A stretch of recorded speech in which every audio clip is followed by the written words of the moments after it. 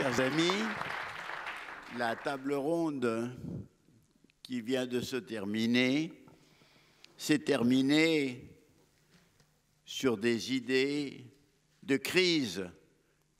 Crise de la démocratie, bien soulignée par Touraine. Crise de la ville, qu'a bien indiqué Sabah Abou Salam.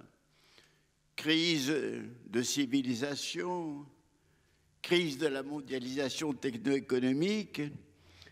Crise de l'humanité, dans le sens où M. Hautois nous a bien montré les perspectives qui s'ouvrent. Et bien entendu, crise de la pensée, puisque nous essayons justement, par la pensée complexe, de répondre à cette crise.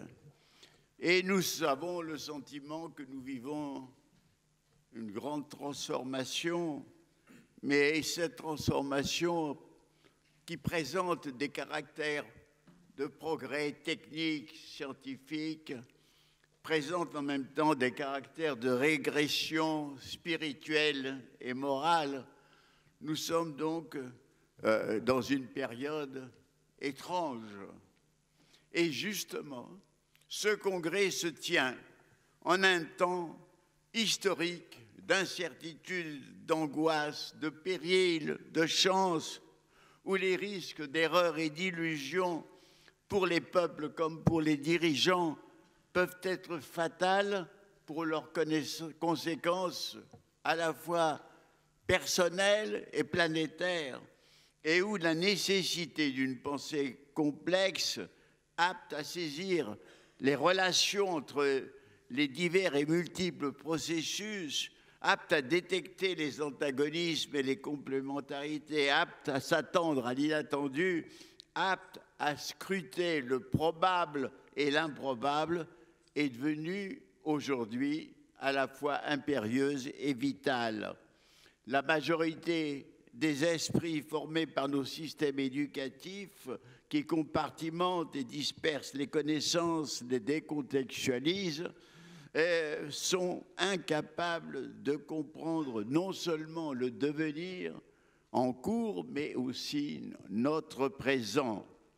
Les angoisses et les perturbations du présent, ainsi que les incertitudes du futur, amènent les esprits à se refermer sur leur identité ethnique, nationale, religieuse, et non à s'ouvrir sur leur identité terrienne commune, en prenant conscience de la communauté de destin de tous les humains, communauté de destin créée par la mondialisation même, laquelle mondialisation la met en péril, et cette communauté appelle une solidarité de terre-patrie qui, au lieu de supprimer les patries, les unirait.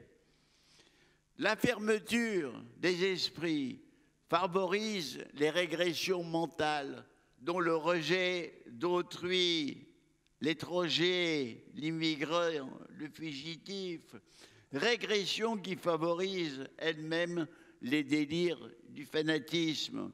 Nous devons considérer les conditions complexes qui favorisent, c'est-à-dire qui sont historiques, sociales, psychologiques, cognitives, qui favorisent la formation des fanatismes.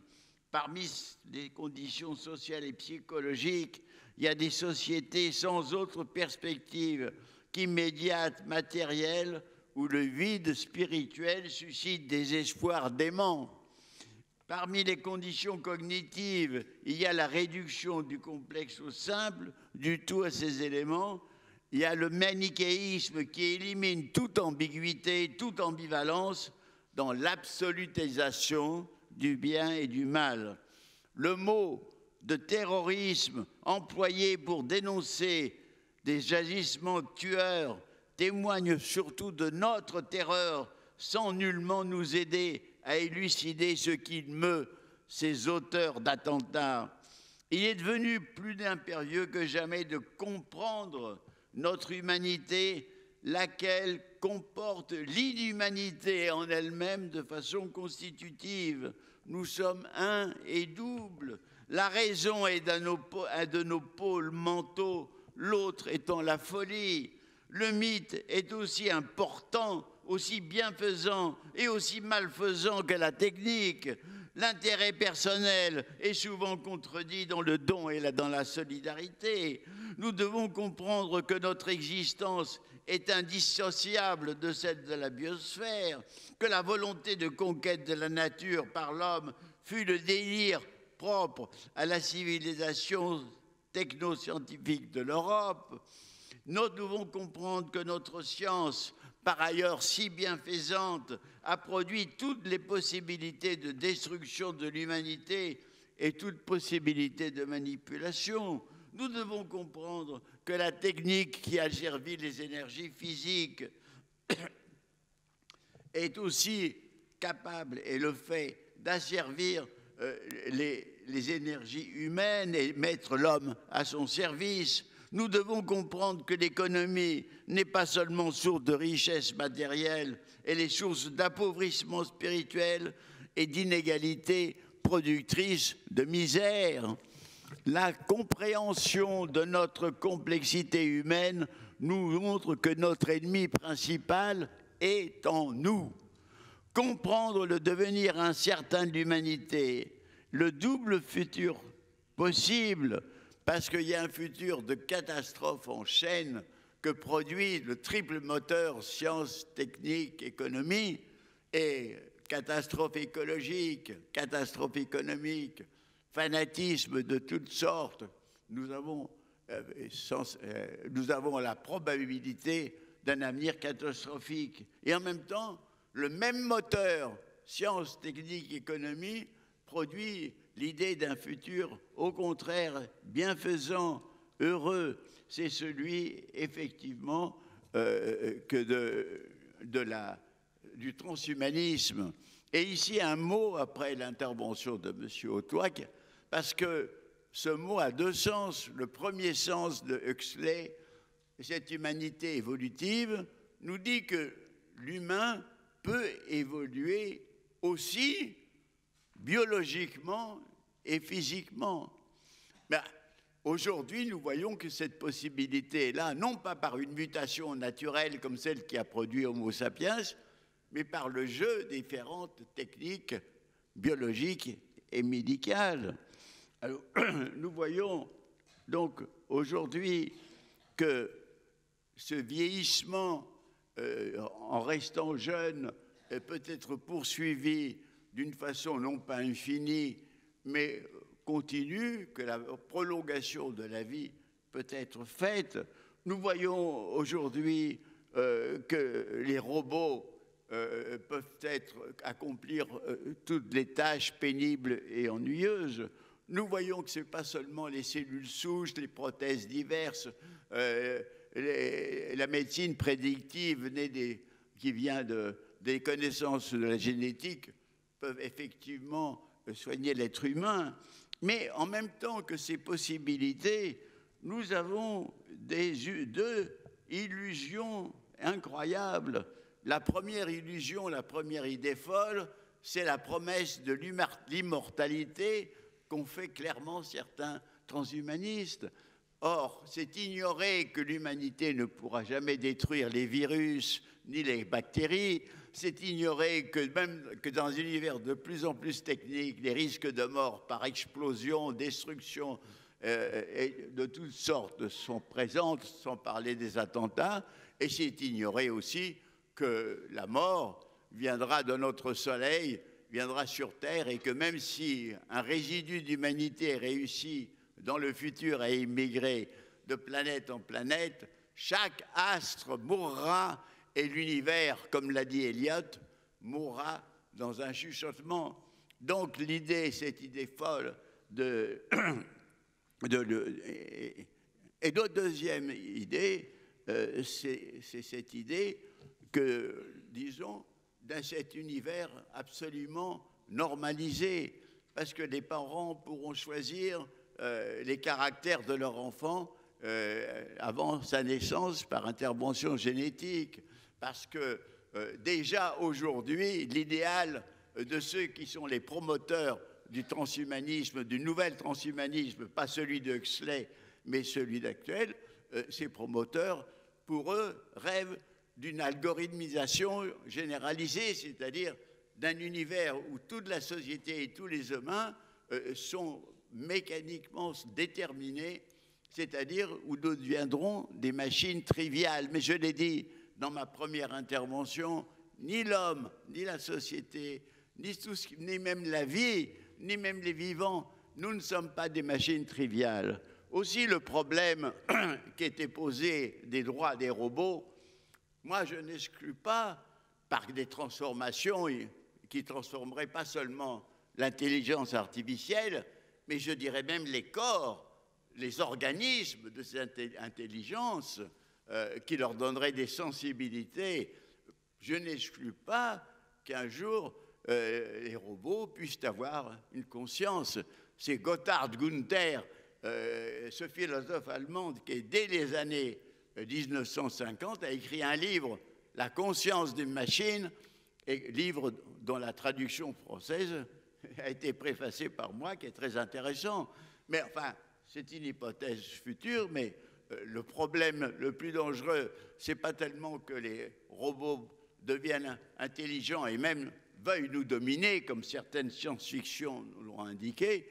Le problème, c'est que nous risquons de devenir les robots, c'est-à-dire des êtres normalisés.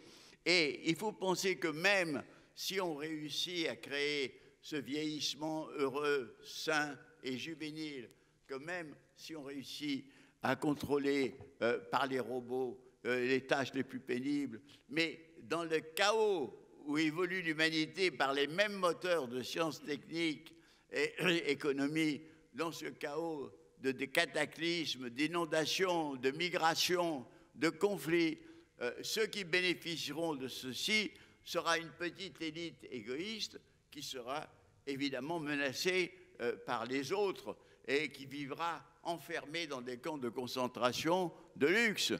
Et il faut penser aussi que sans, d'ailleurs, l'idée de l'homme augmenté est une idée quantitative qui ne pense jamais au fait que ce qui manque à l'homme, à l'être humain encore, c'est une amélioration spirituelle, morale, intellectuelle. C'est l'homme amélioré qui est important, c'est l'homme meilleur qui est important. Si on peut l'aider par des moyens artificiels, très bien, mais le rêve du transhumanisme actuel est un rêve technocratique, délirant, et malheureusement, il est fondé sur des possibilités concrètes. Ces possibilités concrètes, c'est que on sait que bientôt, on pourra prolonger la vie humaine de façon juvénile. On sait que bientôt, les robots pourront faire des tâches de plus en plus grandes, et ça a commencé. Mais voilà la grande question. Alors, donc, nous ne sommes pas des machines triviales. Chacun peut-être est une machine triviale en apparence quand il obéit aux contraintes économiques et sociales, mais dans ses émotions, ses amitiés, ses amours, ses choix, il n'est pas machine triviale. Et plus encore, nous sommes des êtres qui aspirons à une vie poétique.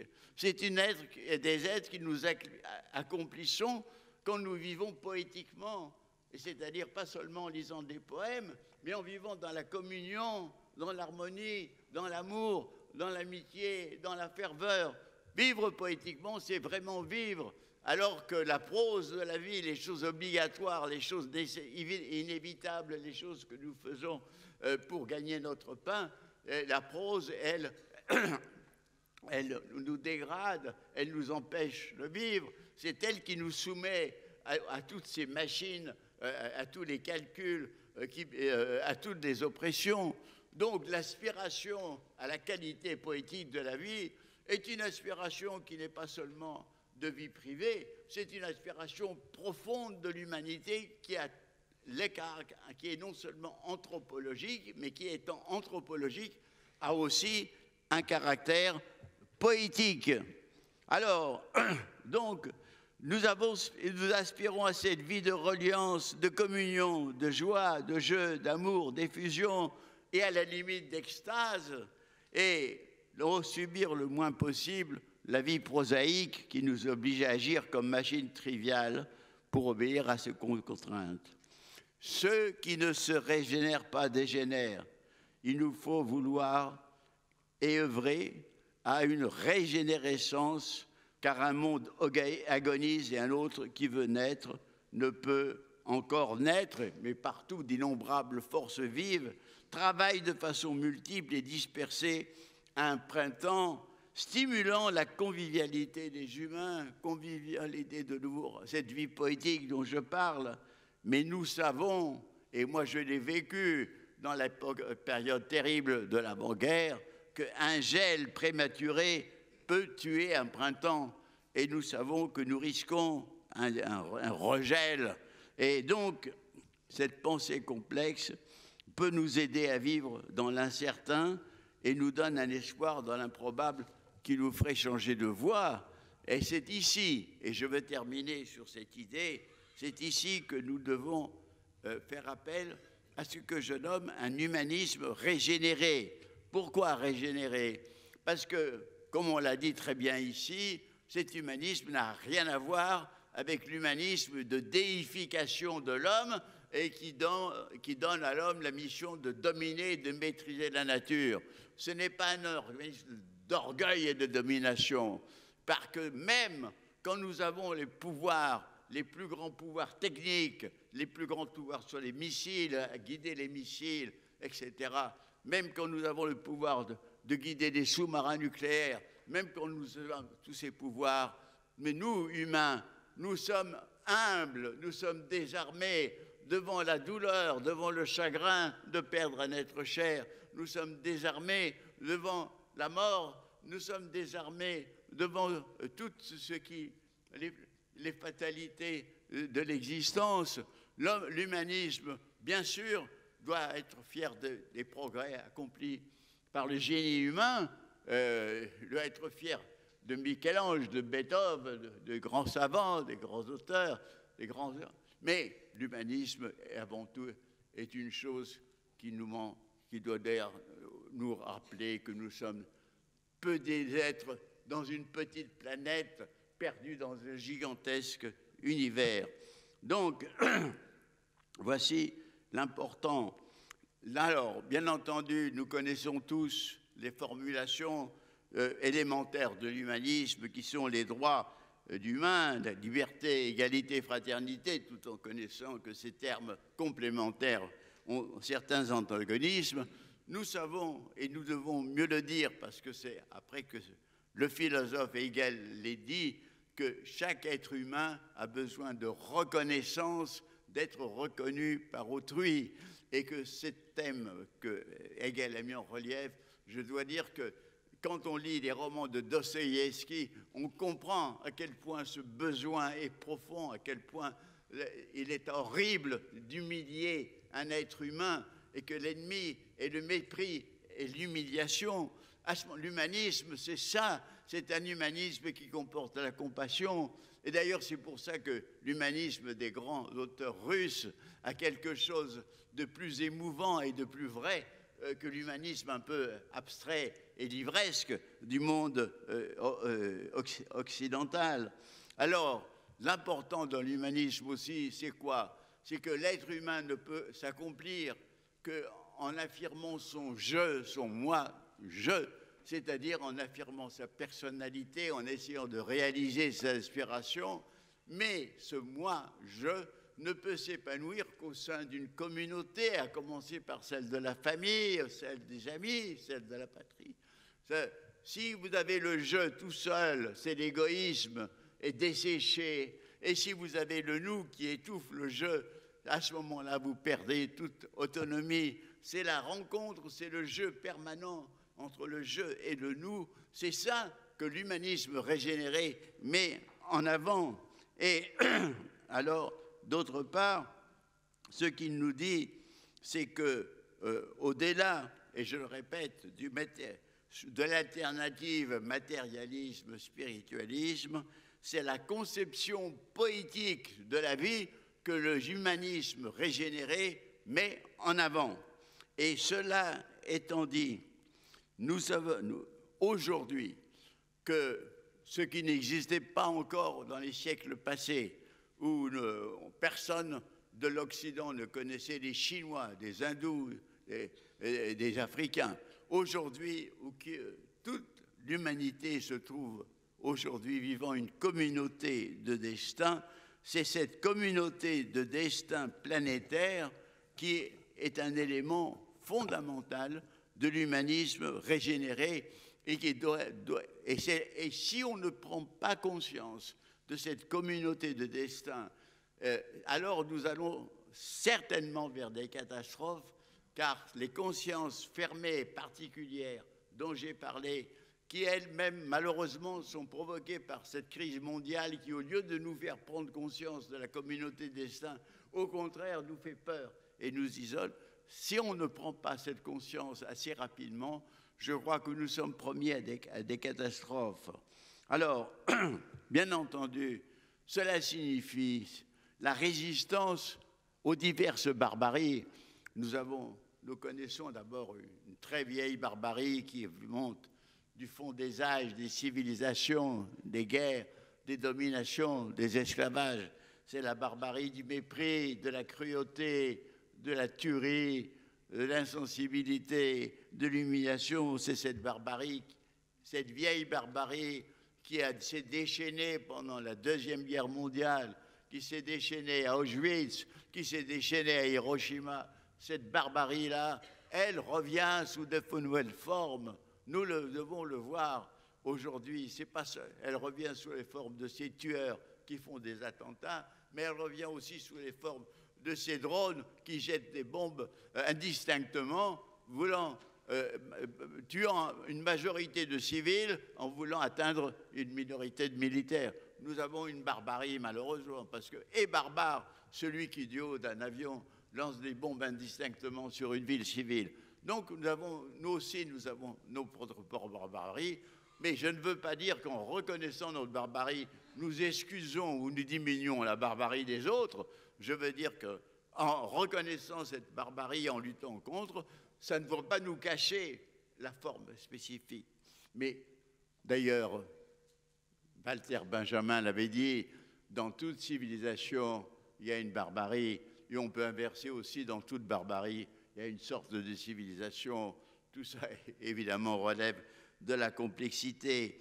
Mais ce que l'on peut dire, c'est que la deuxième barbarie, c'est la barbarie interne, c'est la barbarie glacée, c'est la barbarie qui naît de l'hégémonie du calcul, c'est la barbarie qui naît de l'hégémonie du profit, c'est la barbarie qui naît où la convivialité est détruite par l'anonymat et la solitude. C'est cette barbarie-là qui est favorisée par la volonté d'algorithmiser toutes nos individualités et toute notre société, et qui culmine dans une certaine vision, justement, de l'homme augmenté. Alors, voilà l'humanisme régénéré. Et que nous dit-il enfin?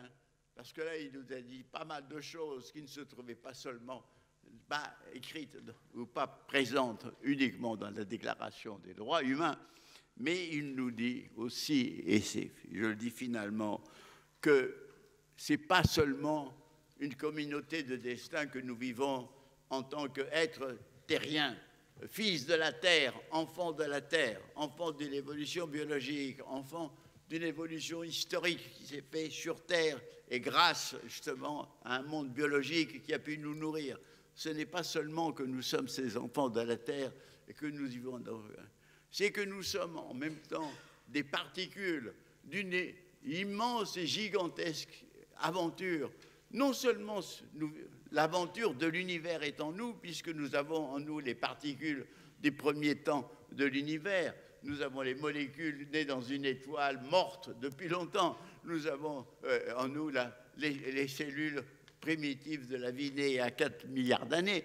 Nous portons toute une histoire, mais nous portons aussi l'aventure incroyable de l'humanité, de cette humanité qui, dans la forêt tropicale du Tchad, s'est soulevée, est devenue bipède, comme l'a montré notre ami Brunet avec la découverte de Toumaï, demi-puelle, et où ses mains sont devenues, avec le pouce préhensible, capables de saisir les choses, où le jeu entre la tête et les mains a développé quelque chose de nouveau.